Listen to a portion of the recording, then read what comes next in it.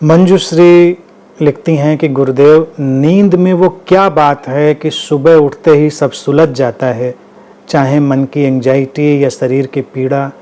क्या आप जैसा कोई हमें मिलने आता है?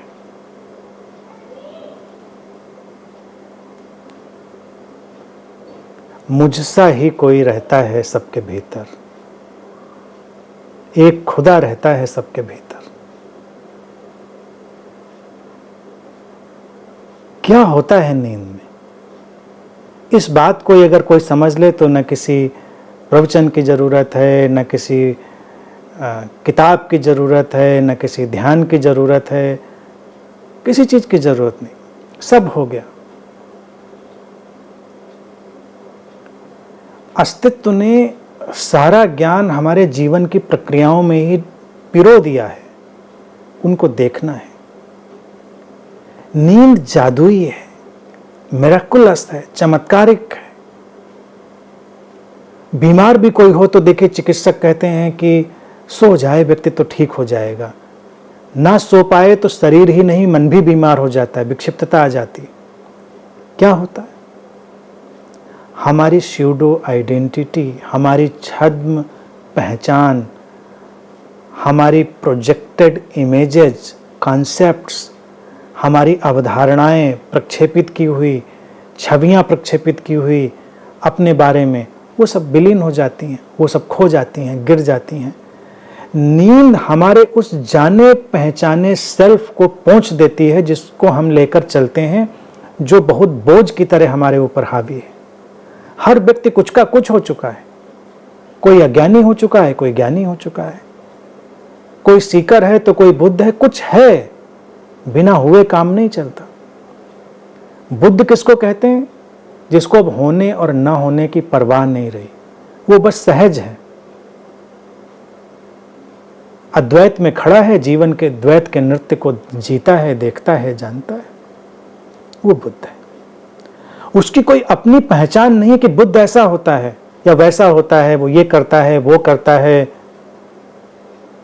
जितनी भी स्टुपिडिटीज होती हैं, जितनी भी मूढ़ताएं होती हैं, जड़ताएं होती हैं, वो सब नींद में खो जाती हैं। उनको हम जागते हुए ही ढोते हैं।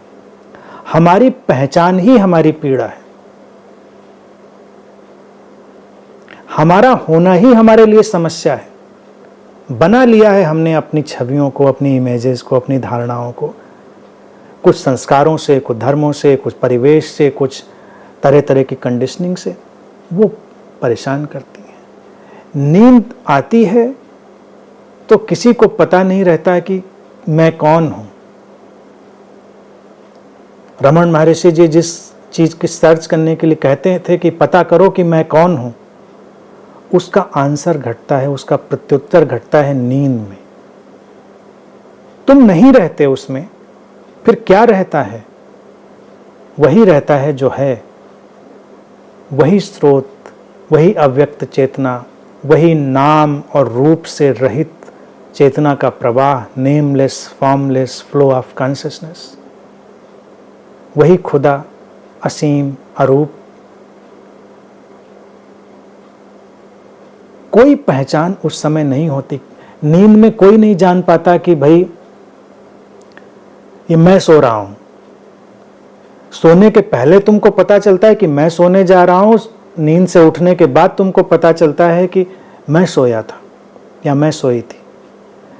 नींद से बाहर आने के बाद तुमको पता चलता है कि मैंने नींद में सपना देखा, मैंने ये देखा। उस समय कुछ पता नहीं है, कोई पहचान नहीं है। इस पहचान का ना होना ही सब चिंताओं को, सब पीड़ाओं को विलीन कर देता है। ये जादुई है। यही एग्जैक्ट, यही सटीक वो उत्तर है जिसकी खोज रमन जी करने के लिए कहते थे। लेकिन अगर हु एम आई, मैं कौन हूँ, ढूंढते ढूंढते भी तुम कोई उत्तर बना लो कि अच्छा मैं तो ब्रह्म हूँ, I am the divine flame, मैं तो फला हूँ, ढिका हूँ, मैं तो ये हूँ, वो हूँ, तो फिर एक चक्कर में पड़े और घन चक्कर बन गए। कभी कभी जिसको ये एहसास हो जाता है कि मुझको पता चल गया कि मैं कौन हूं, उसके चलने का तरीका देखो, उसकी नाक ऐसी ऊंची हो जाती है कि मुझे कभी कभी डर लगता है कहीं दीवार या खिड़की से टकरा के टूट ना जाए। गुरुओं को, ज्ञानियों को चलते हुए देखो, क्योंकि उनको लग रहा है कि जैसे उन्होंने जान लिया है कि मैं कौन हूं, बाकी ये तो बेचारे भी जान नहीं पा रहे हैं कि ये कौन है, खोजने में लगे हुए हैं। तो नाक उनकी बड़ी ऊंची हो जाती है, टूटने का डर बना रहता है, इसीलिए बड़े संभल संभल के चलते हैं। और नींद तो पोंछ देती है सब कुछ को, निर्दोष बना देती है। उस स्टेट में हम हमेशा भी रह सकते हैं, उस अवस्था में हम जागते हुए भी रह सकते हैं।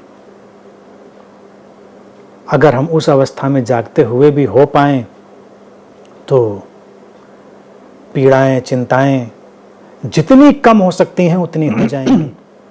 अस्तित्व में जागतिक रूप से इस शरीर मन की अपनी डेस्टिनी के अकॉर्डिंग, उस कॉस्मिक लॉ, उस जागतिक नियम के अनुसार जितना कुछ आना होगा वो आएगा। लेकिन जितना भी आरोपित, प्रक्षेपित, प्रोजेक्टेड चिंता का, पीड़ा का जगत है, सब समाप्त हो जाएगा। तो यही होता है नींद में, यही रहता है सबके साथ, वो हमेशा सबके साथ रहता है। इसीलिए पुराने शास्त्रों ने कह दिया कि ईश्वर तो हमेशा तुम्हारे साथ चलता है। तो कई लोग दाएं बाएं ढूंढने लगते हैं कहाँ चल रहा है, फिर उनको लगता है कि नहीं नहीं दिखा तो नहीं। फिर कई लोग कहते हैं नहीं नहीं ऊपर से देख रहा था। अब ऊपर से ही क्यों देखता है, वो कहीं और से भी देख सकता है, कोने से देख सकता है, नीचे से देख सकता है। तो लोग धर्मों में इन थोड़ा लाइटर साइड में मैं कह रहा हूँ, इन्हीं बातों में उलझे रह जाते हैं। ईश्वर तुम्हारे साथ चल रहा है, इसका मतलब वो स्टेट, वो नोइंग, जब तुम्हारी कोई भी आइडेंटिटी नहीं होती है, तुम ये जान लेते हो कि संसार में काम करने के लिए जो पहचान है वो केवल उपयोगिता मात्र है, उससे तुम्हारा इतना अटैच होने की ज़रूरत नहीं है, तो तुम ईश्वर के साथ चल रहे हो। तो या तुम फिर ईश्वरी हो जाते हो, ईश्वरमय हो जाते हो, फिर सब कुछ संतुलन में आ जाता है।